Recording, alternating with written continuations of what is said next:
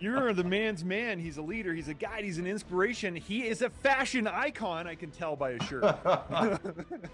I mean, this is the most prestigious thing I've ever been invited to. I have to go tuxedo t-shirt, I really you appreciate you know? dressing up for this, I man. feel Yeah, underdressed, Ryan. That's right. you should. 3 years in a row. Put that coat back on, Dave. Come on.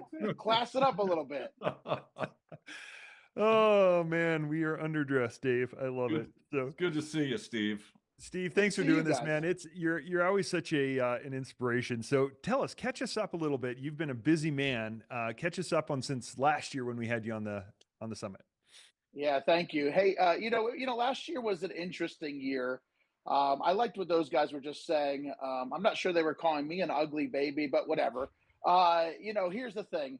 Last year, I felt like was a pretty tough year for a lot of collision centers. It Right. was a tough year for a lot of businesses in general, right? I have a lot of Mhm. friends in HVAC and all different kinds of businesses that just had a rough year, right? Weird Mhm. year with an election. We didn't have much of a winter, right? All those things that we've heard of reasons why shops saw less cars and claim count was kind of down. So, I believe a lot in relationships, and that as far as the culture of our shop and why that's important to me. But even keeping in touch with managers from across the country. And I'm in a bunch of different chats with text groups with guys, and I just felt like overall it was kind of a year where last year didn't feel that fun to a lot of us. Mm. And I'm a guy that likes to have fun. I'm naturally caffeinated. If you guys would have put me on early, I still would have had the tuxedo You t-shirt. got a you Notice the got a couple of corsage. Notice the corsage, by the way, too. I paid It's extra fair. for that. Yeah. Yeah. So here's the thing: last year wasn't that fun, and I got to the end of the year, and I'm like, we had just had a record in 2021. We had a record in 2022, a massive record in 2023. Well, you know what comes next, right? Massive record in 2024, and that didn't happen. And it was Mhm. because car count was down, and we saw less cars. And so I kind of find myself kind of getting bummed out for most of the year, thinking, hey, we've got this team of rock stars here that are built and designed to just crank out cars, do quality work, help hundreds of customers a month here. And we're just kind of operating at 80% of our speed, right? Like that's not Mhm. fun, right? We're still winning the game. But we're not winning by as much and it's not as fun. And I noticed that trend was really popular amongst some of the guys that I are in my peer group, guys that have been doing this from different spots around the country and are still kind of down and kind of affects you mentally, right? No one forgets how hard it is to be the leader every single day because you have to bring the energy, right? You can't have a bad day. You have to set the tone for your entire team every day. So when you're frustrated that it's not the ideal year, and it's not another record year fourth in a row, how do you kind of keep that positivity up? And how do Well, you keep your team up? that's what I wanted to ask you. How did you do that? Well, there's two things. I have a note on my computer. One of them is 12,345. It's a number written down, and it's how many shots Michael Jordan missed in his career, right? The greatest basketball player of all time missed 12,000 shots, right?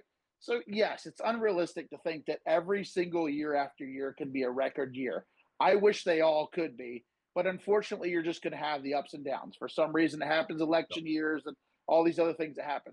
The other thing is just keep everything in perspective, right? The other part of the note says, just remember that 5 years ago, you dreamed about where you are now, right? So Mhm. think about 5 years ago. If I would have said 5 years ago, hey, Steve, in 2024, you're going to have the second largest month in history of your company. How will that feel? I'd be like, that's amazing. So why am I sitting there in December of 2024 saying, this year was crap? This was no fun, right?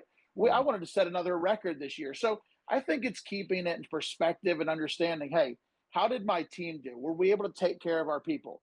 About 92% of our employees still made the same amount of money last year as they had in the past or increased. So that's a win for me. My goal is that they all increase every year. But like we said, that's a challenge. So that was the key is okay, let's take 24. It's in the rearview mirror. It's gone now. Now, what can we go back to in 2025 that's going to dial us back up again? Yes, we need more cars. Yes, we've had some winter weather, which certainly has helped. But how do we get our team going again? And again, stay positive. Look at the long haul. look at where you were 5 years ago, look at where Yep. you are now, right? And keep that in perspective as you see that growth kind of over that time. Yeah, Dave, I've heard you. I think I that's think super you. important. I've heard you say, Dave, like measuring the gap. That's basically what we're talking The about gap here. and the gain. Yeah. Yeah, Yeah, yeah. it's The Gap and the Gain is a book that I read, and we shared it with our mastermind members as well. It's about the importance of pausing now and then, uh, sharing a little gratitude by looking backwards at how far you have come, and what we find is that when you do that occasionally, it actually will propel you forward. But only always looking forward at this horizon that you never get to is really a depressing way to live. Absolutely. Absolutely. So be thankful for what you have. I mean, to be honest with you, almost everybody either on this call or who has taken time out of their day to watch this and learn off of this is in a pretty good spot in life, right? Like most people in life would be happy to be in the position we're in, to have the job, to have the shop that we have, right? So Yeah. let's appreciate that. Let's realize what we have, right? Everything was good. My family's safe. Everybody's happy. We're making it through those times. Was it as great of a year as I wanted in 24 at either one of my shops? No. But how do we turn? How do we improve some things for 2025 and get back to that? But it wasn't as bad of a year. When I took time to step back and look at it, I thought, you know what? I was frustrated a lot last year, but it wasn't a bad year, right? It was the No. second biggest year in our company history. Plus, you're playing the long game, right? You're Absolutely. playing the long Absolutely. game. You're now you've. It's no secret that your team just absolutely loves you. They would fall on a sword for you, right? And I know you're going to be humble about like, I don't know about that. But how do you get them to feel this way? What are some of your leadership secrets? Well, before we hire them, we put a sword down, and if they fall on it, we hire them. It it makes it super easy because if they won't do it, they don't get hired, right? It's perfect. It's part of the At- interview process, huh? That's right. That's right. Do you like this sword? No, here's the deal. I've kind of had this rule. I've been in this is my 25th year in the industry. Did not start out in this industry. The goal was to be on Sports Center and do broadcasting, right? That's why I have the tuxedo T-shirt. So, but but here's the thing. I truly, honest to God, believe that it's important for my employees to have their dream and go chase it and accomplish it. I have had more employees buy their first house, buy their dream house, do something with take a dream vacation, take their kids to Disney for the first time. Things like that are milestone things for them that we have helped them accomplish because of the success of the business, right? We've grown a shop in almost 10 years from doing 350,000 a month to 1.4 million a month, right? We've grown that over this 9-10 year period. And every time we get bigger and more successful, it allows us to add more people to that, and it gives them long-term stability too, right? The most important thing, we've heard it all day, is that people no longer just want a paycheck. That's no longer good enough. It's culture, it's schedule, right? 4-day work week or whatever that looks, flexibility on schedule. All those things are important. But most importantly, people want to enjoy their life. And if you're going to spend more time at work than you are anywhere else, it shouldn't suck, right? And give it to a place where you're taking care of your people, you're paying them, you're making sure that they are earning top in your market, right?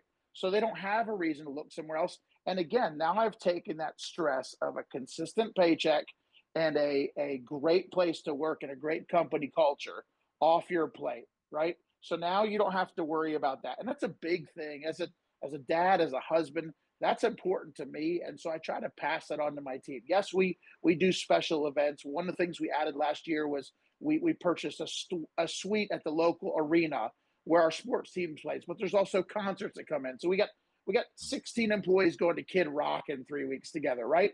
And they're Awesome. going to go and have fun outside of work together, right? UFC was here, Disney on Ice. People are taking their kids, and it's all paid for by the company. But we're kind of creating that culture. There's not a lot of shops that do that, but that's why we feel like we've been able to get top talent, and we have very little turnover throughout that period. I think it's super important. Like when times are good, it's easy to be a good leader, right?